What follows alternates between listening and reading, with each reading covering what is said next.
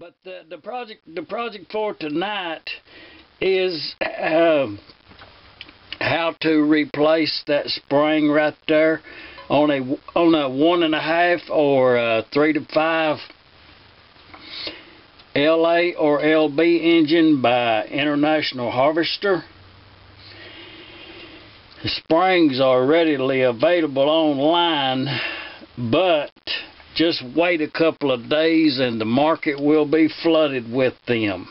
Okay, the reason I'm telling you this is the way you put your spring in there. The spring has to catch over them little things in the back end of that casting right there, them little things right there. Has to catch over that. So in order to achieve that, then you have to put it in. You have to put that spring on this handle in a certain amount of way. And I think we've got it. When we put that on like that, then I'll fetch these two little ears behind that, and we'll be good to go. And the pin that we're going to use is, I don't know what kind of steel that is. 1018 would be very good. And just get you a measurement. As a matter of fact, this one in here, it's not drilled. Right down in yonder, it wasn't drilled all the way through, so I kind of ground the little thing right there to match that little pocket right there. Give it some support. Most of those will be drilled all the way through if it's been a replacement. And to get these out, you saw them off. You saw this off, saw that off, let that fall out, and then you take a punch and drive this all the way through and get it out, and then you take a chisel and knock that out. It's really easy to get them out. It's the spring. It's really important. It's not good to have this spring out there just flopping around when it's so easy to fix. And this right here, when I cleaned that hole out and everything right there, this was a little bit smaller than I wanted, so I took it to the vise over there and had at it with a hammer and a chisel and cut some hash marks in it really deep so that it would be like a knurling, you know, backyard shop knurling without putting it in the lathe. And that'll just add in holding it in there. And I'm not going to put no glue or nothing on there, but let's just go ahead and put it in there. You know, there ain't much need to be fooling around with when you've got a repair to be made. Is I'm going to try to hold it this way and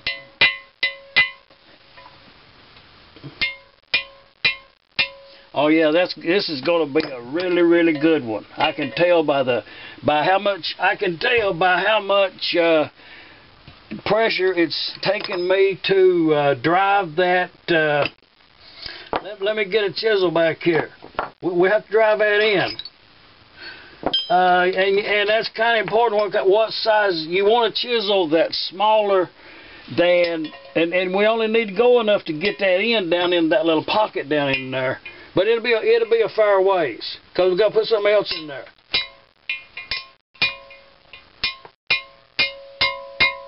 Okay, you hear it bottom out? That means that went all the way down through there and is now resting on that, well, I'll show it to you, the back side, the way it's made in there. I don't think you can see it. Maybe. No, I doubt it. Oh, okay. That would be perfectly good to go with that the way that is. If you can see that would be perfectly okay to go, because that's down in there about 3/16. And what I did, I'll show you something. I cut some things out of that piece of aluminum. It's a 32nd, so that's pretty thick. That may be a 16th. But anyways, what I did is, I'll show it to you. I made some of these little things. And you need these in your Maytags too. And you just punch them out of a piece of aluminum, the correct thickness, and put it like that. And then I took it on a piece of soft wood, like this right here, and I put that little thing right on there. And then I took a punch and put it. No, I didn't. I took a hammer, a small hammer like this right here, and put it right there in the center of that right there, and I hit this with the big hammer and drove it down in there. And then when I fetched it up out of there, what I had was it's a little concave and a convex shape, you know, whatever they call that.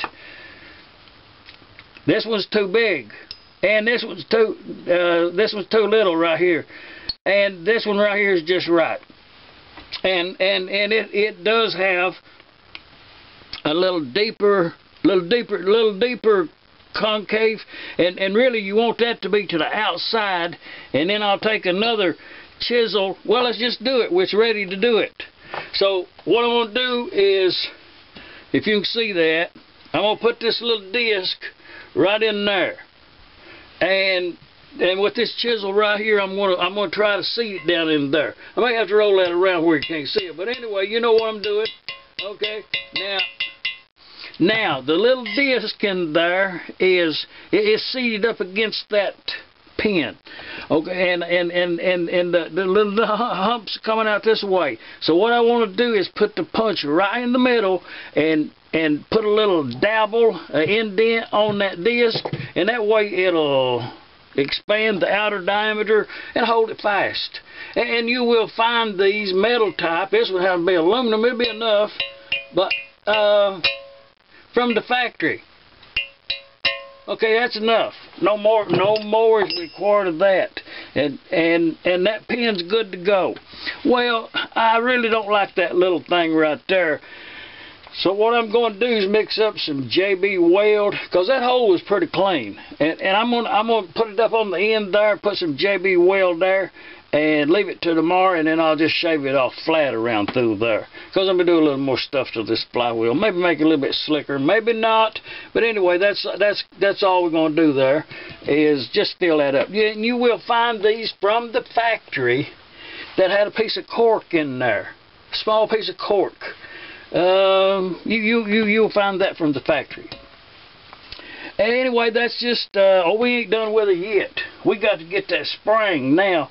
And all I got's a piece of wire, and that kind of needs to be a little bit more crimped to a point there. And so does this one. Okay.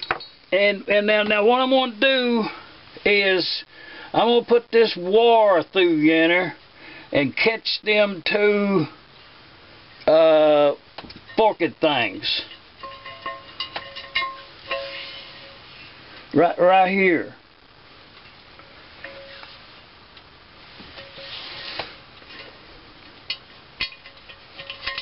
Because you have to draw them back through there.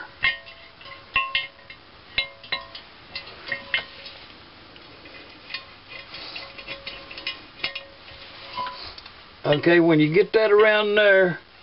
Now I know you probably can't see what I'm doing, but when you are doing this, it'll be clear to you what it is you need to do here about getting these wires onto that. I mean, it's an easy way.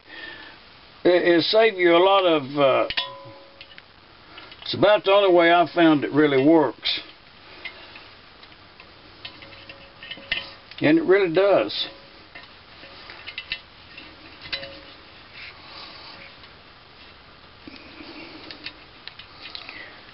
Okay, now we got one of them caught. Okay, draw that back. Now let's catch that other, the one on the bottom.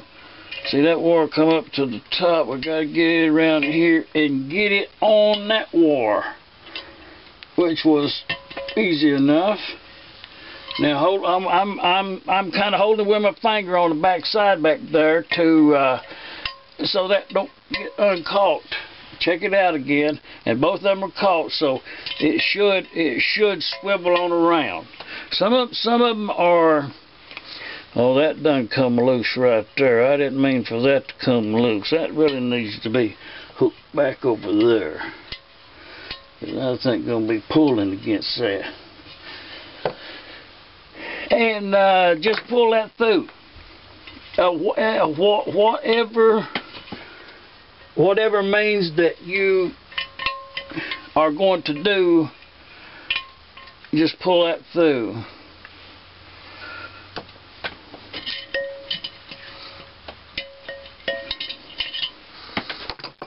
I'm going to get a longer wire so y'all can see what I'm doing.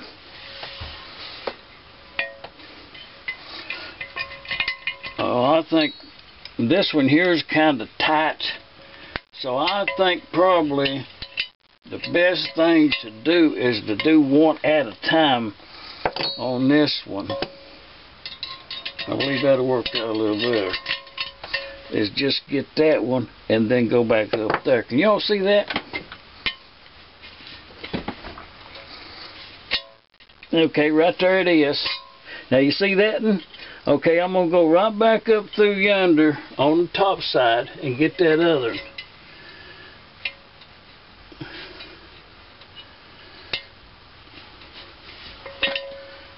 one. Okay, right there it is. Do we get it?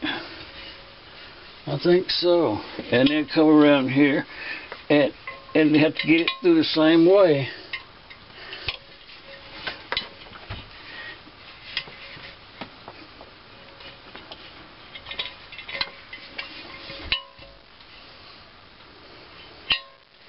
Oh, it's twisted.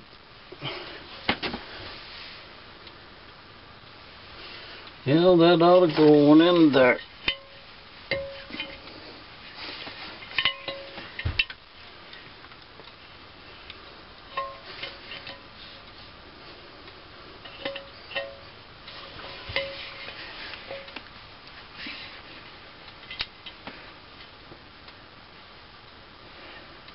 Oh, there it is. Let's have it with a screwdriver.